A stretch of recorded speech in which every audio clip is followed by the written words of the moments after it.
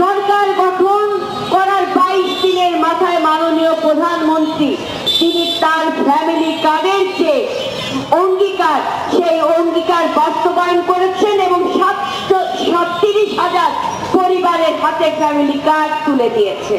আগামী মাসে 50,000 পরিবারকে এই ফ্যামিলি কার্ডের আওতায় নিয়ে আসা হবে। এইভাবে করে প্রতিটি পরিবার আমাদের 4,500 কোটি পরিবারকে আমরা ফ্যামিলি কার্ডের আওতায় নিয়ে আসবো। এতে করে আমাদের পুরো বাংলাদেশের সকল নারীরা আর্থিকভাবে স্বাবলম্বী হবে এবং তার ভয়মুক্ত জীবন যাপন করতে পারবে। স্বাবলম্বী যদি কোনো নারী হয় সেই পরিবার স্বাবলম্বী হবে, সমাজ স্বাবলম্বী হবে, দেশ স্বাবলম্বী হবে। আমাদের নেতা জনাব তারেক রহমান বলেছিলেন নির্বাচনের আগে আমরা মুয়াজ্জিন সাহেব, খতিব সাহেব, ইমাম সাহেব এবং মন্দিরের পুরোহিতের জন্য প্রতি মাসে সম্মানী ভাতা প্রদান করব। আনুষ্ঠানিকভাবে সেই আল্লাহ তাআলার অশেষ রহমতে আমাদের প্রধানমন্ত্রী দেশনায়ক জনাব তারেক রহমান তিনি তার অঙ্গীকার পূরণের প্রথম ধাপ তিনি অতিক্রম করেছে। এই কেরানীগঞ্জে অর্থাৎ ঢাকা 3 আসনে 4টি মসজিদ এবং 1টি মন্দিরে ইমাম সাহেব, মুয়াজ্জিন সাহেব, খতিব সাহেব এবং পুরোহিত সাহেব প্রধানমন্ত্রীর হাত থেকে সে সম্মানী গ্রহণ করেছেন এবং ধাপে ধাপে সব জায়গায় হচ্ছে। আপনারা জানেন খাল খনন কর্মসূচির কথা এবং সেই খাল খনন কর্মসূচি অঙ্গীকার শুধু একটা খাল খনন করে পানি প্রবাহ না, সেই খাল খননের মাধ্যমে ওই অত্র এলাকার যারা জনবসতি আছে, জনগণ আছে, তাদের ভাগ্যের উন্নয়ন হবে।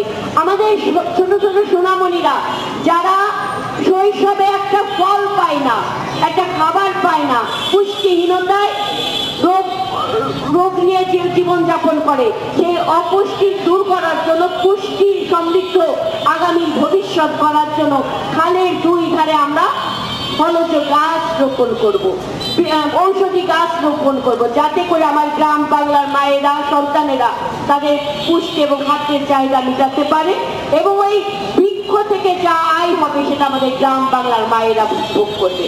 আমরা সব জায়গায় আপনারা দেখবেন যে বিজেপির কার্ড বিতরণ হয়েছে। আজকে মানে প্রতিটি ইউনিয়নে আপনার চাল বিতরণটা সম্পূর্ণ হয়েছে একদম সম্পূর্ণভাবে নিরপেক্ষতার ভিত্তিতে। যারা যোগ্য, প্রথমে হতদরিদ্র, তারপরে দরিদ্র এবং অসচ্ছল পরিবারে তালিকাভুক্ত করে এই কার্ড আমরা প্রতিটি পরিবারকে দিয়েছি, যাতে আমাদের কোনো নেতা কর্মী তার বাড়ির চাকরকে ওই কার্ড দিয়ে উপকৃত করতে না পারে, কারণ এই ব্যাপারেও আমরা বিশেষ নজর রেখেছি। এবং প্রতিটি জায়গায় আমরা বলেছি যে আমরা একটা জরিপ দেব, এরপরে উপজেলা প্রশাসক একটা জরিপের মাধ্যমে যাচাই বাছাই করে প্রকৃত মানুষের হাতে আপনারা তুলে দেবেন, সেটা স্বচ্ছতার ভিত্তিতে দেওয়া হচ্ছে। আগামী 2 দিনের মধ্যে সরকার থেকে গতকালকে উপজেলা প্রশাসক বরাবর প্রতিটি সংসদীয় আসন যারা বিজয়ী হয়েছে সেই এমপি মহোদয়ের হাত দিয়ে এই প্রতিটি আসনে 10 লাখ টাকা বরাদ্দ দেওয়া হয়েছে। এরকম হতদরিদ্র, দরিদ্র এবং আপনার অসচ্ছল পরিবারকে ঈদের আর্থিক অনুদান দেওয়ার জন্য আমরা 10 লাখ টাকাকে 2,500 টাকা করে আমরা প্রতিটি পরিবারকে দেব। 400টি পরিবার এই ঢাকা 3 আসনে উপজেলার প্রশাসকের ওইখান থেকে, উপজেলা থেকে আমাদের মাননীয় এমপি সাহেব বাবু গয়েশ্বরচন্দ্র রায়ের উপস্থিতিতে এই পরিবারের হাতে আর্থিক সহযোগিতা প্রদান করা হবে। অর্থাৎ আমরা যে কাজ করছি আপনারা খুব নিবিড়ভাবে পর্যালোচনা করবেন। আমরা জনগণের কল্যাণে কাজ করছি এবং জনগণের যেটা হক, যেটা আগে কি বিগত দিনে দেখেছি মেম্বাররা মেরে খেয়েছে, চেয়ারম্যানরা ভাগ বটরা করে মেরে খেয়েছে, কিন্তু জনগণের ভাগ্যের কোনো উন্নয়ন হয় নাই। এইভাবে করে আমরা যারা বিজেপির কার্ড পাচ্ছে তাদেরকে ওই সুবিধা দিচ্ছি এবং এই যে 10 লাখ টাকা সেটা আবার আরেকটা পরিবার পাবে। আবার এই কাজগুলো যারা উদ্যোগ নিচ্ছে সেই পরিবারগুলো আবার মানে তারা আবার পাচ্ছে না। এইভাবে করে আমরা প্রত্যেকটা পরিবারকে আমরা সহযোগিতার হাত বাড়িয়ে দেওয়ার চেষ্টা করছি। আমি বিশ্বাস করি এই কেরানীগঞ্জের জনগণ যে আস্থা এবং ভরসা নিয়ে ধানের শীষের বিজয়ের মাধ্যমে বাবু গয়েশ্বরচন্দ্র রায়কে তাদের জনপ্রতিনিধি হিসেবে নির্বাচন করেছে। আমরা সততার মাধ্যমে এই বিএনপি অঙ্গ ও সহযোগী সংগঠন সকল পর্যায়ে নেতৃত্বে আমরা চেষ্টা করব মানুষের পাশে থেকে মানুষের ভাগ্যের উন্নয়ন ঘটানো এবং নতুন করে এই কেরানীগঞ্জকে নির্মাণ করা, নতুন করে আবার ঢেলে সাথে। কারণ আমরা যেখানে তাকাই এই কেরানীগঞ্জ যেন জরাজীর্ণ একটি জনপদে পরিণত হয়েছে। শুধু মাদকের কথা বললে হবে না, আপনি রাস্তার অবকাঠামোর উন্নয়নের অবস্থা দেখেন, শিক্ষা ব্যবস্থার অবস্থা দেখবেন, আপনি স্বাস্থ্য ব্যবস্থার অবস্থা দেখবেন। এই কেরানীগঞ্জ জনগণের সুস্থ স্বাভাবিক জীবনযাত্রার জনপদ না, সেই জীবনযাত্রার মান আমাদের উন্নয়ন করতে হবে।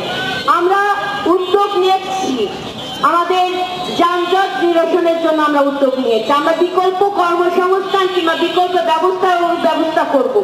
আমরা ফার্স্ট প্রায়োরিটি দেবো কদমতলী জোনগুলোতে যারা ভাসমান ব্যবসায়ীরা আছে, যারা আপনারা ফুটপাত দখল করে ব্যবসা করেন, দোকান পরিচালনা করেন। আমরা বুঝি যে আপনারা আপনাদের পেটের দায়, সংসারে বোঝা জানার জন্যই তো আপনারা এই কাজগুলো করেন, আপনারা ব্যবসা করেন। এটা খারাপ না, সে তো চুরি চাষরামি করে না, সে তো ব্যবসা করে। কিন্তু আমরা একটা সিস্টেমের মধ্যে আনতে চাই। সেই সিস্টেমটা হলো কি কমিউনিটি বেস। আমরা ওয়ার্ড ভিত্তিক আমরা বাজারের সপ্তাহে 2 দিন কিংবা 3 দিন সরকার সম্পূর্ণভাবে সরকারি সহযোগিতার মাধ্যমে এই বাজারের ব্যবস্থা করব, মার্কেটিং এর ব্যবস্থা, যাতে করে এই ছিন্নমূল মানুষগুলো তারা তাদের উপার্জনের পথগুলো পেয়ে যায়, খুঁজে পায়। আমরা চেষ্টা করছি, আমরা কথা বলছি যাতে যে সকল ভূমি সরকারি খাস জায়গা, সেই খাস জায়গাগুলো আমরা জনগণের কল্যাণে ব্যবহার করব। আমাদের যেগুলো মাঠ দখল করে কোথাও রিক্সার গ্যারেজ কিংবা কোথাও বস্তি বানিয়ে দখল করা যে একটা পায় তারা, এবং কোন রকম একটা নাম মাত্র একটা মামলা দিয়ে ওটা উচ্ছেদ করা যাবে না।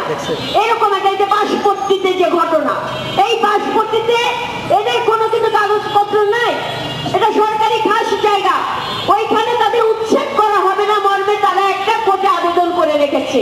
সেই আবেদনের কোনো রেজাল্ট কিন্তু তারা নাই। বিগত দিনে একটা সরকার খেলেছে, এখন আর একটা গ্রুপ নেমেছে এই সকল জায়গাগুলো দখল করা। তবে আমি আপনাদেরকে কথা দিচ্ছি, মানুষের হক মেরে বিএনপি কিংবা কোনো প্রভাবশালী কোনো নেতা খেতে পারবে না, তার গ্যারান্টি আমি পুরাই আপনাদেরকে দিচ্ছি। আমরা প্রশাসনকে সহযোগিতা করব, আমরা জনগণের পাশে থাকবো, এই কেরানীগঞ্জ থেকে সন্ত্রাস নির্মূল করব, ভূমিদস্যু নির্মূল করব,